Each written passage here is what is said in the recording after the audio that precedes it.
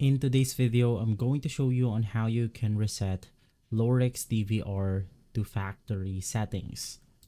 Basically, you can reset any DVR on NVR through the reset button. However, finding the reset button could be a bit difficult. In some models, you can easily see it in the back, but in others, you might need to remove the cover. So basically, let's get straight to the point right here. You know the small holes on our Android phones, or in some other cases iPhones.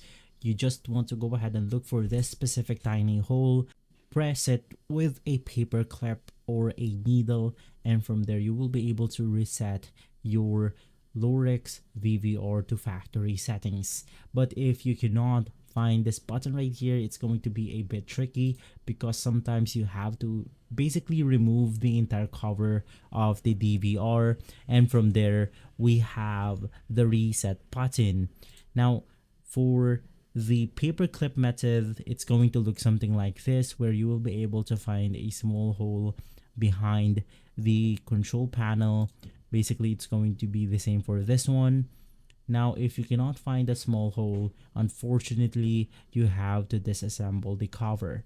If this video has been helpful, leave a like, subscribe, and follow Guide to Everything for more videos like this. Thanks for watching.